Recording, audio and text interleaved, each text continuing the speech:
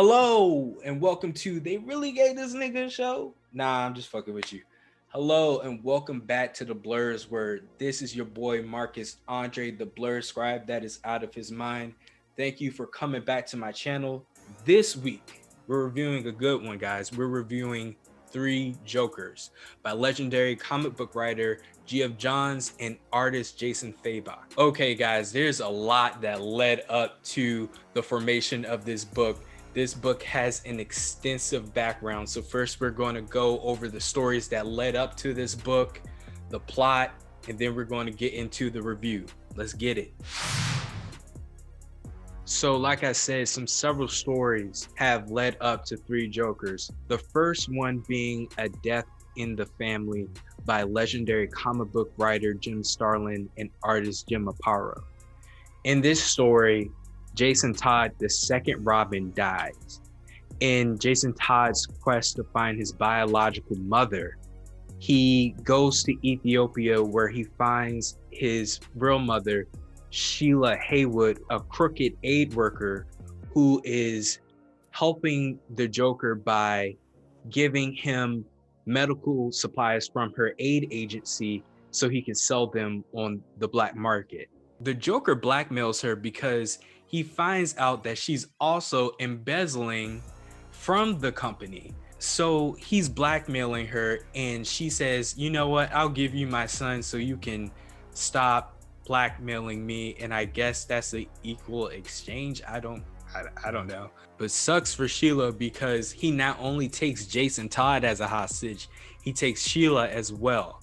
And so Joker beats Jason in front of her in a warehouse until he's unconscious and then blows them both up with a time bomb. So this story happened during a time where Batman in the comic industry as a whole was becoming much more darker. This is the era where Watchmen came out. Interesting about this death is that it actually happened as a result of the creators interacting with the fan community. In this book, they asked fans to vote via phone to decide Jason's fate, whether he died or not.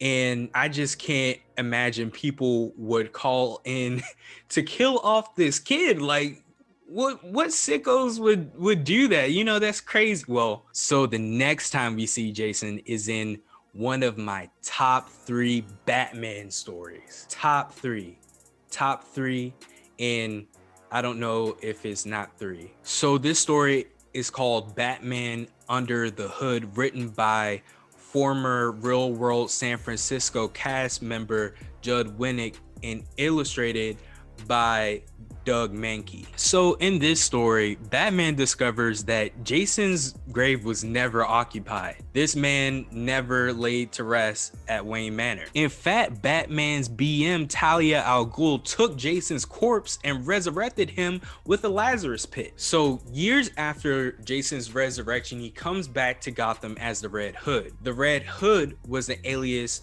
the Joker used to don before he became the Joker. Jason's mission was to take over Gotham's criminal underground so that he could limit the crime in Gotham, as well as limit the amount of people who had access to Gotham's drugs. Jason also came because he wanted all the smoke from Joker. He came back to get his revenge, and he was also pissed that his former mentor and his father figure did not avenge his death. The other thing that puts Jason at odds with Batman is that Jason is not just a hero, he is now an anti-hero and kills people to get his jobs accomplished. Since then, Jason has become a diet anti-hero. He still uses guns, he still got that gat, he still got that thing on him, them things on him.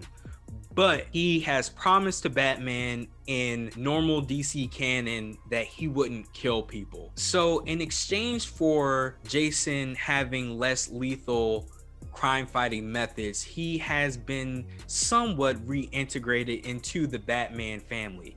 He is still very much like a Sixth Ranger though, not Tommy Oliver, you know, Sixth Ranger. He's kind of more like the Quantum Ranger in Time Force. So 1988 is a very important year for Batman. Not only does he lose his Robin this year, Batman the Killing Joke happens this year. Batman the Killing Joke was written by arguably one of the best comic book writers of all time, Alan Moore, and illustrated by Brian Bolland. In this iconic Batman story, the Joker sets out to prove that a bad day could corrupt the best man in Gotham, Barbara Gordon Batgirl's father, Commissioner James Gordon. To achieve this, the Joker invades the Gordon household, shoots Barbara through the stomach, and renders her a paraplegic. Then he abducts James Gordon and he brings him to this rundown amusement park and strips him naked and shows him a collage of photos of his mutilated daughter. Spoilers, it doesn't break good old Jim. And it definitely didn't break Barbara. After this story, another iconic Batman writer, Chuck Dixon, transforms Barbara into Oracle. While being Oracle, Barbara is an essential member to several superhero teams, including the Justice League and the Birds of Prey. She provides them with intelligence and computer hacking services, that is, into the New 52. What happened in the New 52, Marcus? A lot happened in the New 52. Your boy wouldn't be here without the New 52. Thank you, Dan DiDio. They thought you wasn't good for the company, but you brought new readers in. You brought me in. I'm here right now because of you, my man, because of you.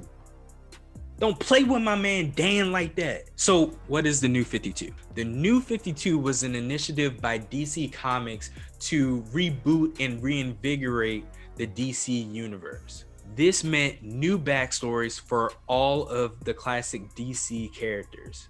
So even though the New 52 was a line-wide reboot, most of Batman's history stayed the same as it was before the reboot. The only thing that really changed was that Batman's third Robin, Tim Drake, was not actually a Robin in this new history. He was Red Robin. In this new universe, the Bat family did gain one significant thing. Barbara returned to being Batgirl after her ability to walk was restored after a surgery at a South African clinic. Lastly, the Joker, of course, is Batman's arch nemesis, and Batman is the foremost expert on the Joker. So in the 2016 storyline, The Dark Side War, also created by Geoff Johns and Jason Fabok, Batman sits on Metron, the New God's Mobius chair. The Mobius chair is this ancient artifact that has the answers to everything in the universe. And so you know Batman, being Batman, is going to ask the Mobius chair, who is the Joker? And the Mobius chair responds by saying, there are 3 Jokers. Woo! Man, that was a lot of setup. Now we can get into the plot. So our tale starts with Batman coming home from a night out. This man is down bad. He's been stabbed. He's driving in the Batmobile and accidentally knocks over his parents' tombstone. He gets out the car and he goes to Wayne Manor, and Alfred helps him out, gets him to the cave. As Alfred dresses his wounds, we see all these flashbacks of the various ways Batman has been injured by his Rose Gallery. We see what happened that night. The Penguin stabbed him with a knife on his umbrella. We see that he has this claw scar from Catwoman. We see that he has this burn mark from the Riddler's cane, like he had heated his cane and the metal singed his skin. We of course see Bane breaking his back, and then slowly Bruce's mind starts to coalesce on the Joker and how much trauma he has suffered from the Joker compared to the rest of his Rose Gallery. Next, of course, we get a flashback to Joe Chill killing Bruce's parents for the 17th millionth time, because what is a Batman story without an allusion to the Wayne's murder? Blasphemy, that's what it is. After that, we get a series of news items that detail multiple Joker murders that seemingly co-occurred. You see, there are 3 Jokers. The first is the criminal Joker. The criminal Joker is the oldest out of the three. He is old and he doesn't laugh and smile as much as the other two. The next Joker is the clown Joker. This Joker is much more hokier than the other two. He represents the silver age of comics between the 1950s and the mid 1980s. The last Joker, the comedian, is much more murderous and bloodthirsty than the other two. He represents the Bronze Age of comics from the late 1980s until right now. On the television at the Batcave, a reporter says the Joker mowed down the last of the Moxon crime family at Lou's restaurant in downtown Gotham. Our next scene is Barbara Gordon, and she's getting it in on this treadmill. She's putting those new legs to use. On the news at the gym, another Joker murder is reported. This time, Joker killed Hawaiian comedian Kalani Apaka via an online live stream. Barbara actually breaks this treadmill, like wholly breaks it. And the crazy thing is, this isn't the first treadmill she's broken. When she leaves the treadmill, somebody says like, wow, she broke another one. So next we see Barbara in the showers, and like we saw Bruce's scars from the Joker, we see Barbara's souvenirs from the Joker. You still see the bullet wound in her stomach. After that, we see Jason Todd beating down some Joker henchmen at a cemetery. He's trying to get answers as to the Joker's whereabouts. So it's kind of cool. Jason has this radio in his helmet, and on the radio in his helmet, the news is saying that there has been yet another Joker murder. This news report says that there has been a Joker sighting via security cameras at Ace Chemical, and authorities have found bodies. During the fighting, Jason's helmet comes off, and like Barbara and Bruce, we see his scars from the Joker as well on the back of his head where his skull was bashed in. Now we transition to Jim Gordon, Harvey Bullock, in the GCPD investigating the crime scene at Ace Chemical. The GCPD find 3 victims, and these victims are dressed up as the Red Hood when the Joker was the Red Hood. And these victims have been Jokerized. And if you need a mental image of that, imagine someone becoming a Joker, but these are kind of like Joker zombies. They don't have free will like the Joker. So Batman and Batgirl appear at the crime scene as well. And they conclude that the victims are there to prevent everybody from noticing the truck tire tracks in the mud. So they discover that the Jokers used a truck to steal a compound from the plant that was similar to the compound that created the Joker, the original Joker. One of the Jokerized men that was presumed dead wakes up and yells for help. The victim is placed in an ambulance, and Batman tells the GCPD that he and Batgirl will escort the ambulance to the hospital on their way to the next crime scene. While in transit, Batman just flat out asks Barbara, does her father, Jim Gordon, know that she's Batgirl? And she's like, no, I ain't no snitch. I ain't no op. And Batman is like, are you sure? Because he gave me that look like, nigga, I know you got my baby out here fighting crime. So out of nowhere, the ambulance starts to lose control, and Batman and Batgirl wonder what the hell is going on. Batman directs Batgirl to rip the wheels apart because she's riding on a motorcycle, and she got that thing on the side that come out, that tire ripper joint. So she stops the ambulance, and Batman just hops on the joint and just, smashes in. And who does he see? Jason Todd strangling this victim. And Batman is just like, what the fuck, bro? Like, what are you doing? And Jason's like, I'm getting answers. Like, what are you doing? You're stopping the process. You taught me this.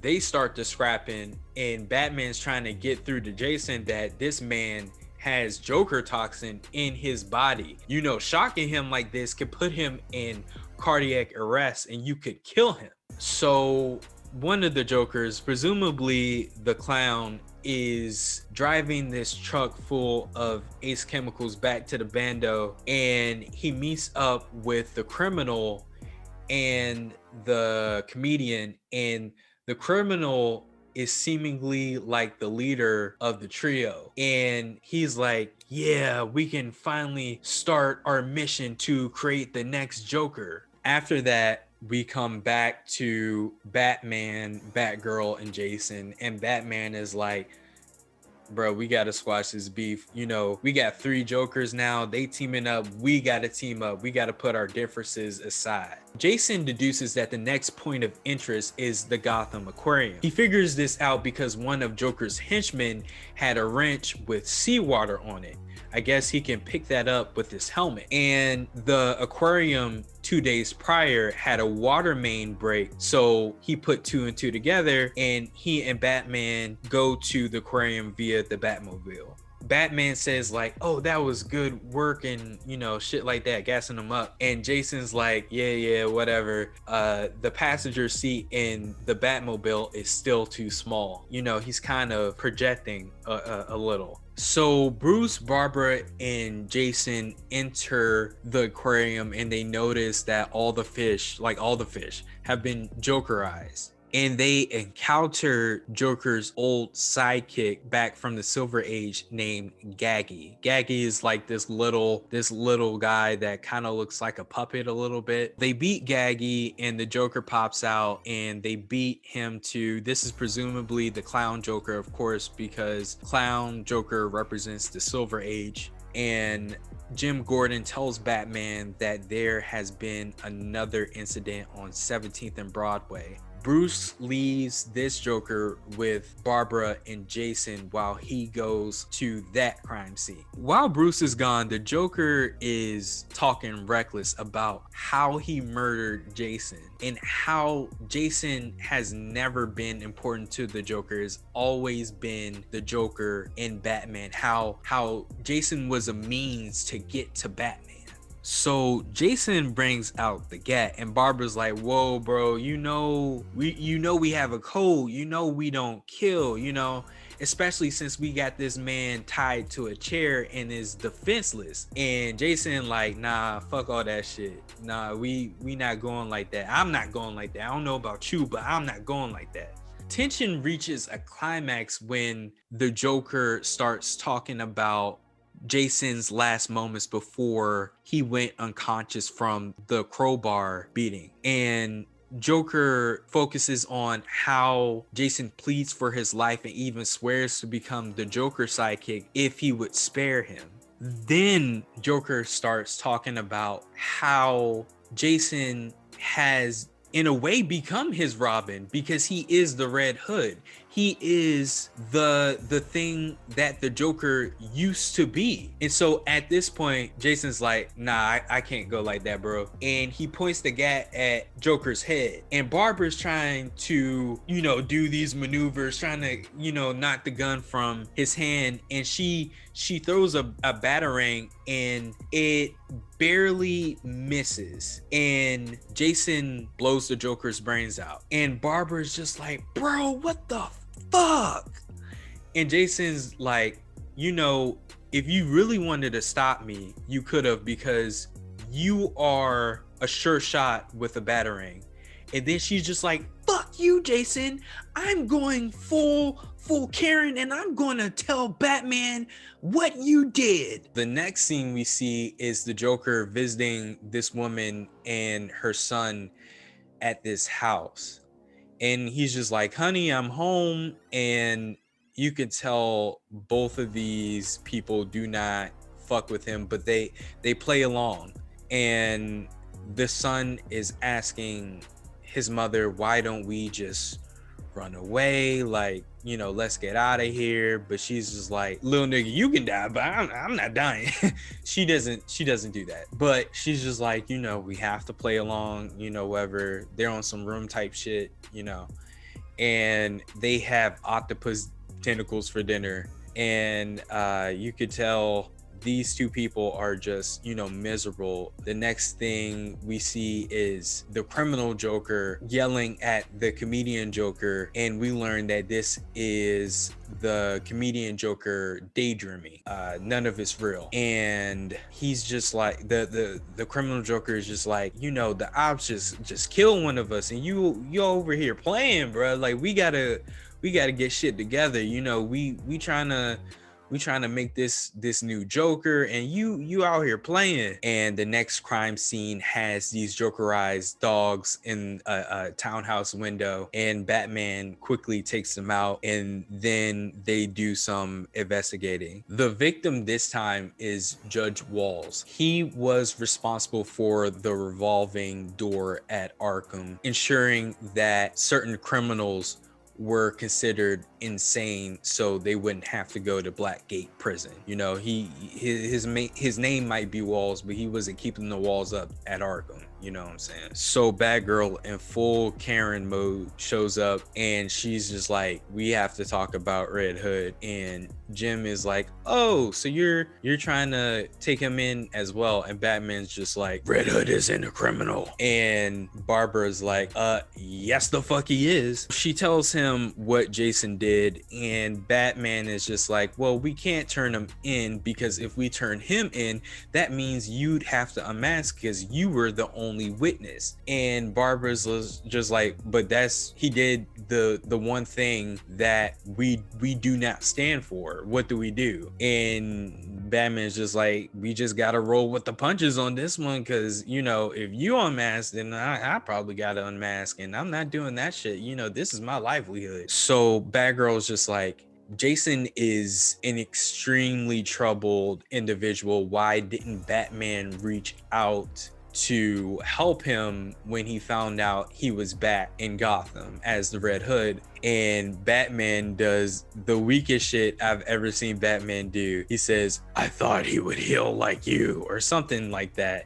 and rolls up the window. Some real punk shit. The next scene is Jason as Red Hood back on the street, beating up Joker henchmen as per usual, trying to get the next lead on the Joker's whereabouts. Meanwhile, Batman and Batgirl go to Blackgate because Batman found Joe Chill's fingerprints on one of Judge Walls's humanitarian awards. This award was used to bludgeon Judge Walls to death. So Batman decides to pay a visit to Joe Chill to do some investigating, and you can tell he is very unnerved. You never see Batman like this. He's kind of like stuttering. He has to catch his words, and we learn that Chill's cell is empty. So Batman was just like, come on, man, what the fuck? Like,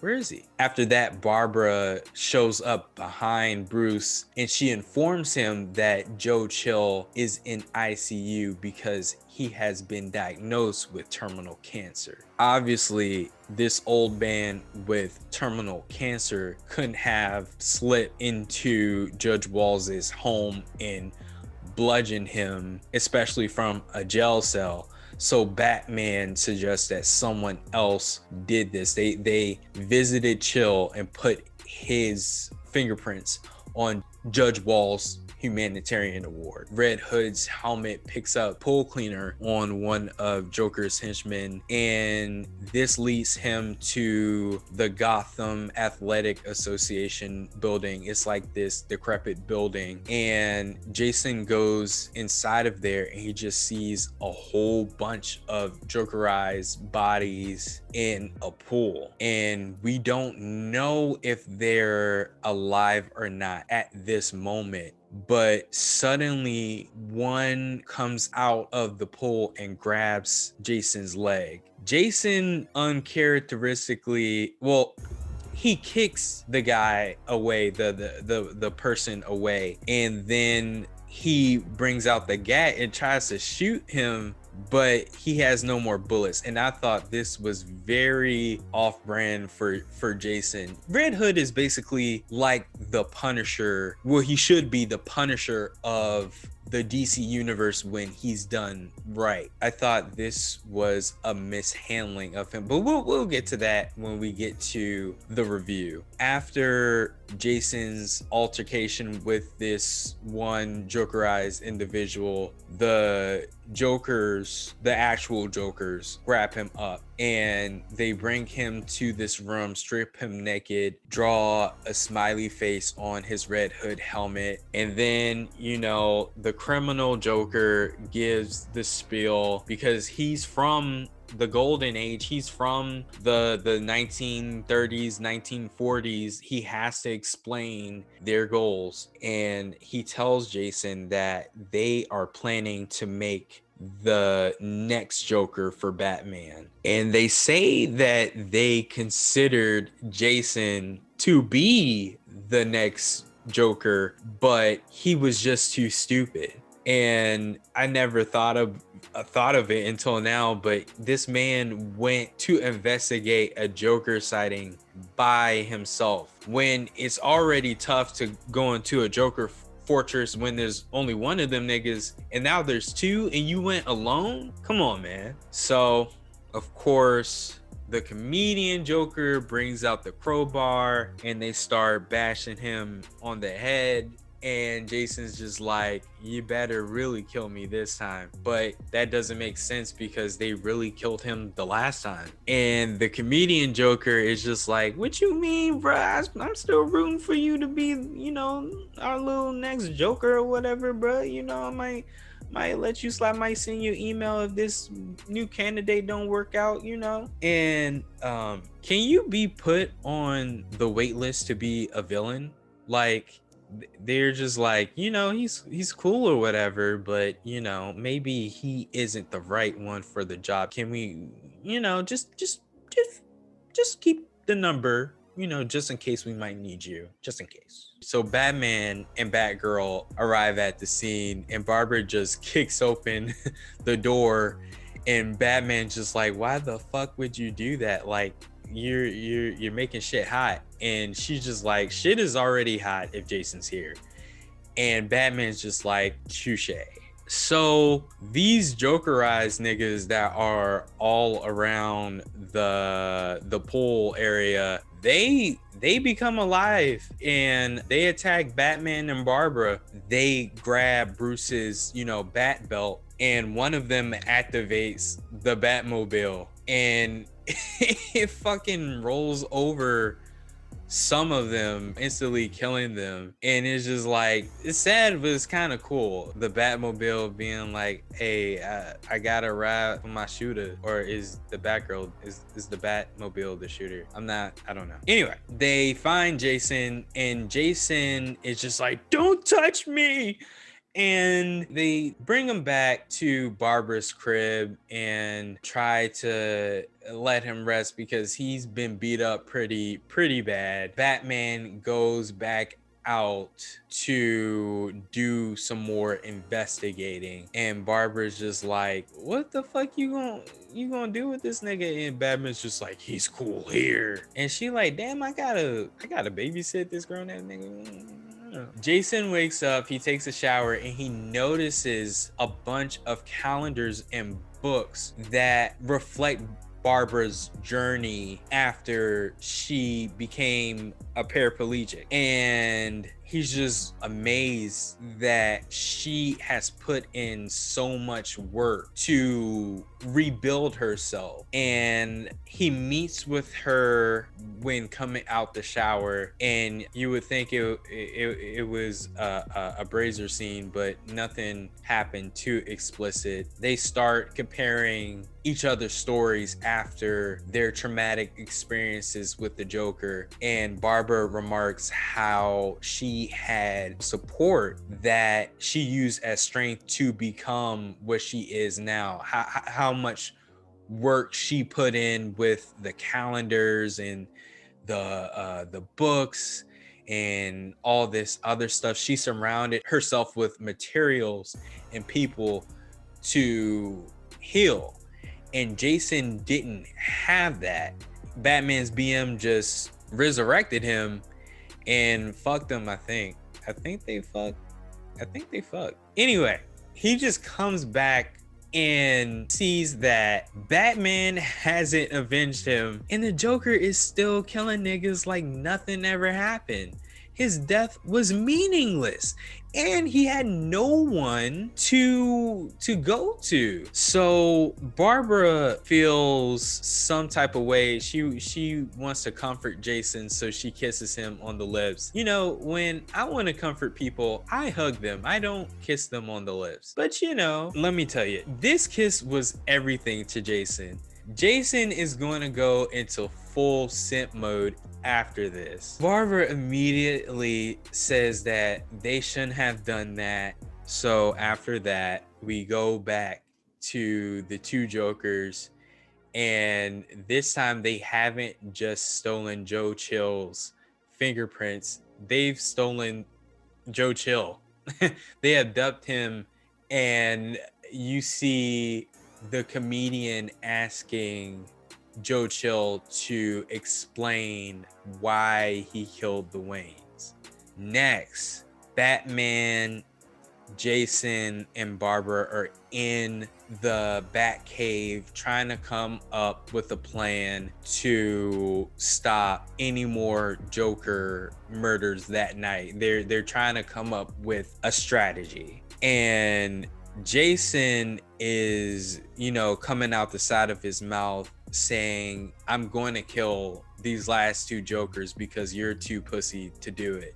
And Bruce loses it. He's just like, I loved you. He didn't say that. He never says that. But anyway, he's just like, Jason, I'm trying, bruh. And Barbara is just like, you need to calm down, Bruce. Like, you getting your blood pressure up. You know, they talk some more, and then Bruce is just like, Jason, I failed you, bro. Like, let me rehabilitate you. You know, it's not too late. And Jason just like, nah, you should have had that energy. You should have had that energy in 2005, man. You should have had it back then. Bruce is alerted by Gordon that Joe Chill has been stolen outside, has been stolen from Black A prison, and Batman goes to Joe Chill's cell to find clues, and he finds these letters addressed to Bruce Wayne, and he's thinking, why are all these letters here addressed to me? And a guard says that Joe Chill used to always write letters to Bruce Wayne. The guard suggests that Batman goes to the prison's like religious, the father of the chapel at the prison. The nigga's a reverend, and he is an actual nigga. Like, this is the only black person in this whole thing. Reverend Evans tells Batman this man has regretted the Wayne murder almost immediately after he did it. He kept writing these letters to Bruce Wayne to repent. Joe was a school dropout. He had learning disabilities, so he wasn't the best writer. He even struggled with the classes at the prison. After Batman listens to Reverend Evans about Joe, he finds a letter addressed to him in Chill's letters. Finally, we go to the Monarch Theater. The letter tells Batman that is where he will meet the next Joker. So Batman, when they get on the scene of the theater, Batman does this kind of like cool mission thing that you see in like shit like Mission Impossible and stuff like that. He tells Barbara to enter from the top. He tells Jason to enter from around the corner, and Batman just goes straight into the main entrance, which is kind of dumb. Could have been a trap, but you know, it just looked cool. On the screen, Joker forces Joe Chill to explain why he killed the Waynes. And Chill basically says he was jealous of their wealth. You know, down with the bourgeoisie. I'm all about this class warfare. these niggas are rich and I'm suffering in Gotham. So he took his frustration out on them. But he later learned that the Waynes were using their money for altruism and giving back to the city. And he regretted taking them away from the boy. And that's why he was always writing those letters. So Batman finally finds Joe Chill. He is being held hostage by the criminal Joker, and he is tied to a chair suspended above the Joker compound the Joker stole at the beginning of this story. Criminal Joker explains to Batman that this is the perfect guy. Jason Todd Red Hood, he's too stupid. We gotta use this guy with learning disabilities and barely knows how to read and write to take the mantle of Joker. We thought about the girl too, but she just has too much heart. We gotta go with the person that created Batman, really. So next, the Joker starts shooting at Batman, and of course, Batman evades the shooting and jumps on one of the theater's ropes and swings away. One of Joker's bullets cut the string that Batman's swinging on, and there was theater people, tell me what this is. It's like a anchor thing or something like that, or bag or whatever, that's hanging on the other side of the string, and it starts falling down. And then Joker falls down, and he has a lighter in his hand, and he collapses either because of those theater anchor bag things or whatever they are, or because of his illness. It hurts to laugh, and it falls into the batch of chemicals. Meanwhile, Jason and Barbara are fighting Jokers together. The comedian Joker shows up, and they're fighting him too. He gets Jason. He shoots Jason in the shoulder. Barbara whoops his ass though. And what's cool about this scene is that the comedian has the camera that's on the cover of The Killing Joke. He's kind of using it as a prop, like, hey, you remember this? And she smashes the camera in his face, which was so dope. So Batman swings back around on the rope and kicks Joker. The theater is on fire, and Joker's still with the shits. Like, he brings out a knife and tries to cut Batman, and then he cuts the rope that's attached to Joe Chill's chair. Batman swings to save Joe Chill with the grappling hook, and he swings back around again to kick Joker like through the theater wall. Now Batman and Joe Chill are in the same alley where Joe Chill killed the Waynes, and Joe Chill is telling Batman, I know you know what I did here.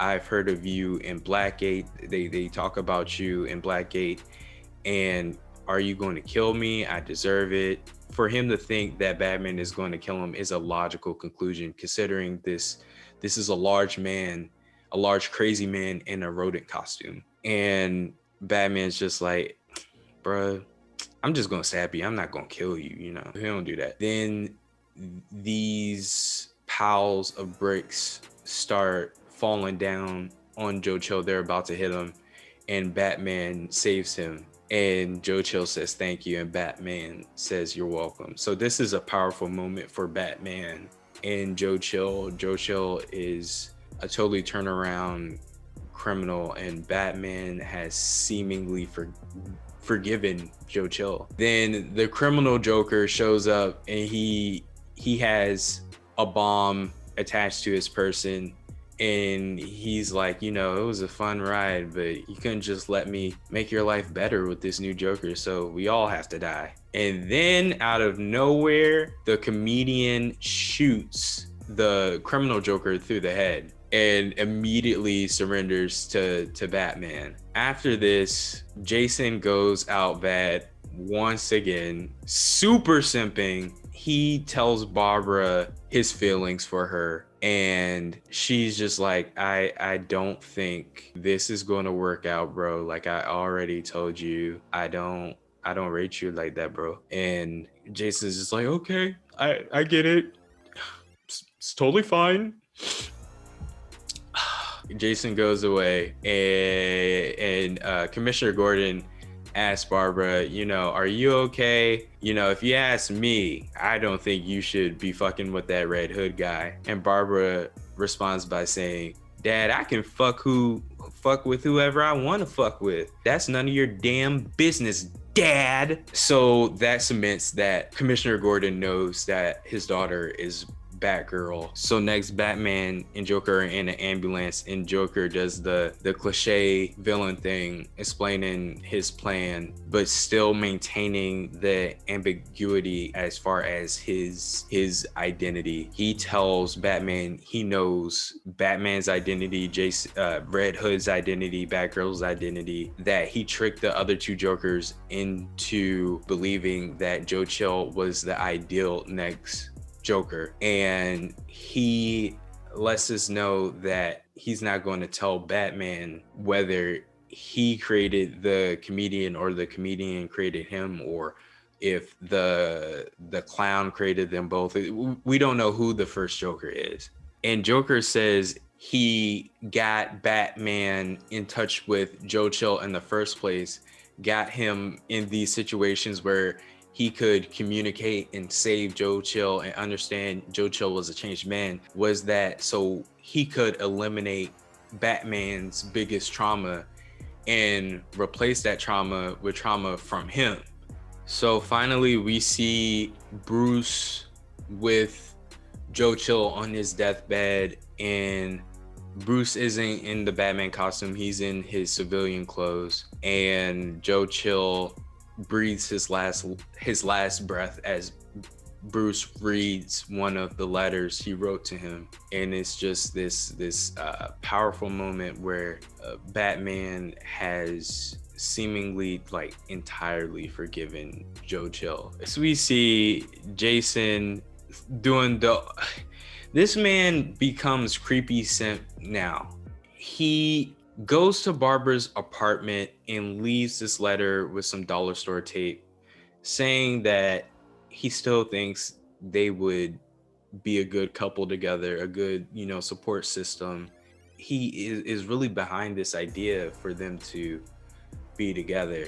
And if she doesn't respond to the letter, he'll just drop it forever from now on. And we see the letter drop to the ground, and this janitor in a purple jumpsuit, which could be the Joker, who knows, but he sweeps it away because it falls to the ground. So lastly, we see Bruce and Alfred in the Batcave, and they're talking about the Joker, and Alfred says it's a shame that no one will ever find out the Joker's name. And Bruce is like, bruh, are you serious? Like, I don't mean to, hype myself up, but I'm Batman. I knew the Joker's name a week after meeting him. And well, we see in the flashback that the possible background for the Joker that was presented in the Killing Joke is real. Joker, when he was a civilian, was very abusive to his pregnant wife, and she worked with the Gotham City Police Department to fake her death. And unbeknownst to Joker, she and his child are in Alaska, and Bruce goes up there to check on them. Basically, he drives by in a car, just to look in their window, to make sure they're cool. And he tells Alfred that no one can ever know the Joker's real name, because if they do, these people are going to be in a hell of a lot of trouble. And that concludes Three Jokers. I think this is a really good book. I think it was hurt by the longevity of it in production. Two and a half years, taking that long for this to come out. And because of its weight and, the clout behind it, you were really awaiting this revolutionary Batman story that was going to be in continuity, but it was released in Black Label, and Black Label is a division of DC Comics that publishes kind of like Elseworld stories. So we waited all that time just for this story not to matter. And also reading this week, month to month, wasn't the best experience. The first issue was good because of that cliffhanger. The second issue was kind of dull, and the third one, it was good, but what really made it good were the last few moments of the issue. Just seeing where everyone is in their life after another run-in with the Joker. Coming away from this, the first time I read it, I really didn't know what to feel about it. What was the message? Why was the story made? And really today, just thinking about it, I think it is to show how you get over trauma healthily. And Geoff Johns uses Batman and Batgirl in contrast with Jason to establish why Batman and Batgirl are progressing in their life at the end of this story, and Jason is still stuck in despair, and he's trying to reach out to Barbara to mend that hurt in his heart. But the thing about that is there are several mishaps with the plot in how Jason and Batman are depicted in this story that don't make sense. The first thing is that Jason is a tragic character, and we're trying to show how his isolation from the Bat family after his resurrection has led him to become this walking embodiment of hurt and trauma, and how he can't create a bond with anyone because he doesn't trust anyone. Even when Batman and Batgirl come to save him in the Gotham Athletic Association building, he's just like, don't touch me. It seems like Geoff Johns doesn't acknowledge a lot of Jason's history, which hurts the plot. The first thing I noticed in regards to this is when Barbara asked Bruce, why didn't you help him after he was resurrected? And Batman says, I thought he would heal like you, or something like that, and rolls up the Batmobile window. If we consider Jason's history, that didn't happen. His publication history, that didn't happen. And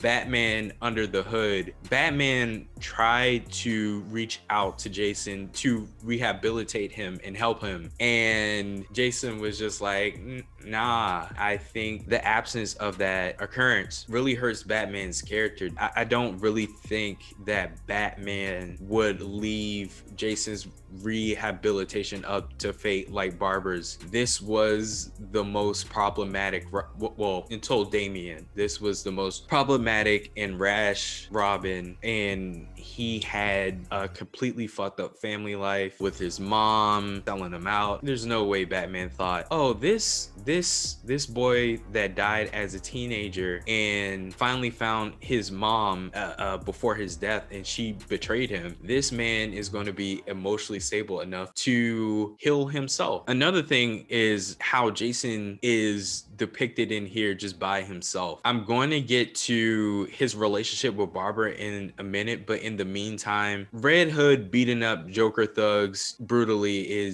that's in line with this character. You know, Jason goes across the line when he is in the Gotham Athletic Association and that Jokerized person comes out the water and, you know, asks for help, and Jason just kicks them. Now, I understand that he has to defend himself, but he pulls out the gat and is about to shoot the person. And maybe you could say like, you know, he was trained by Batman, maybe he could, you know, just shoot the person in the shoulder, but it's overcompensating for this victim. He's an anti-hero, and for him to shoot an innocent person, that's not anti-hero, that's straight up villain. I get that it contributes to the idea that Jason is emotionally scarred because he had no one to help him mend his mind after his traumatic experience with the Joker. But I think it's not doing justice to this character to render him as a scared little boy that will kill anything at a whim. Next, I want to get to Jason's relationship with Barbara. The simp stuff is I feel two kinds of a way about it. I like the difference between how Barbara and Jason tried to heal their wounds. You see that Barbara spent a lot of time and used the support of her family and friends from the Bat family and outside of the Bat family to aid her in her recovery. How she read a vast number of books to try to mend her mind and use her mind to mend her body after what the Joker had taken away from her. In contrast, Jason was resurrected by Batman's BM, and he's just like, so don't nobody give a fuck about me? and the nigga that killed me is still running around, and my adopted father didn't do anything to reprimand him. He's still running around, he's still creating nameless people like me that die, and it's just a revolving cycle for the Joker. He goes back to Arkham Asylum, he escapes just like he escaped before he killed Jason. The thing I don't like is Jason being a creep, but the thing is, you also understand why he's trying to force this attachment to Barbara. She is the person on earth that relates to him the most. She lost a lot from the Joker. She lost a life from the Joker. And he thinks that because she went through that trauma, she can aid him, and it just doesn't work like that. Barbara put the time in, she put in the effort, but the simp stuff, him being creepy, I just didn't